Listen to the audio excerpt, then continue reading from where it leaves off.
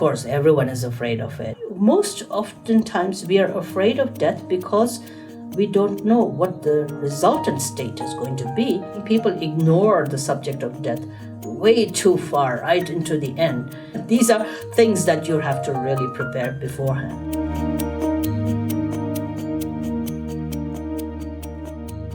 Death is inevitable. Of course, everyone is afraid of it. But, we have life prior to that. So you have life, and during the life, it is very important to use your time wisely. Leaving everything for the last moment, and then suddenly at that very moment when things are slipping and the groundlessness or experience is very, very strong, at that time, even if you were to try and get some guidance or meditate or do whatever it is, I doubt that it can be really very helpful because it's a little bit too late.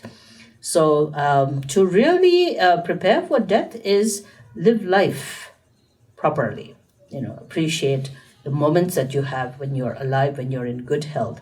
That's the time where you should then explore how to really work with the moments of death. I think people ignore the subject of death way too far, right into the end. And most of people then have this delusion about this is going to happen 20, 50 years later and so forth. But that's not how the impermanence is. That's why I said impermanence is very important to keep in mind, is because you really allows you to be a lot more prepared beforehand. And now is the time. How would you work with yourself? How would you experience? How would you work with your experience of death? Where would you like to actually go? These are things that you have to really prepare beforehand. So I think my advice always is not to be afraid of the subject. Just because you talk about it or think about it, it's not going to happen sooner. Whenever it is to happen, it will happen.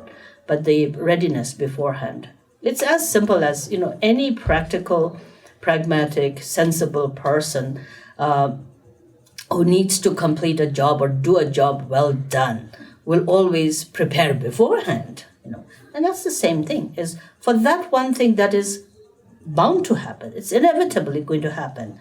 It is very important that you learn what's the experience going to be like.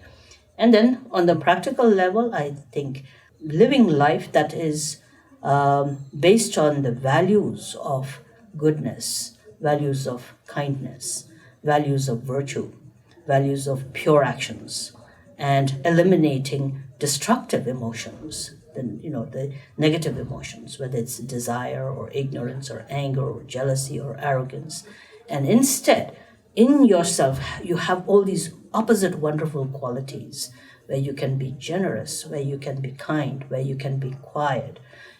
These are the things that you need to develop, because eventually life and death experiences are both grounded on the fact of karma, of cause and effect. And so most oftentimes we are afraid of death because we don't know what the resultant state is going to be. And that's mainly because you've been careless about the actions that you've created while you're in the living moment. So if you are living life with awareness, with goodness, truer and much more closer to your basic goodness nature, then automatically your actions, your karma of body, speech, and mind will be good. If you've created good seeds, if you've created good causes, good conditions, then, from night to day as it changes, from life to death as it changes, you have nothing to be afraid of, because what you've created are good conditions. So when you neglect this thinking and then only relate to the experience of death as a very fearful experience, that's, I think, a misconception that many people have that is not going to be helpful for anyone.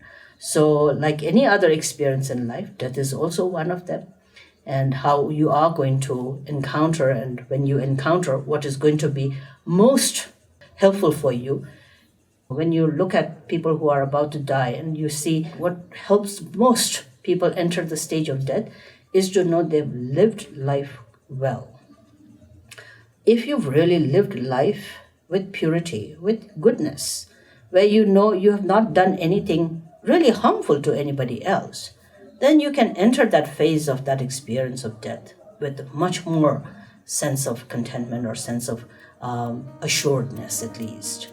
And of course, besides that, there are all the many different teachings that are there, which also can be very helpful to guide you as you encounter those experiences.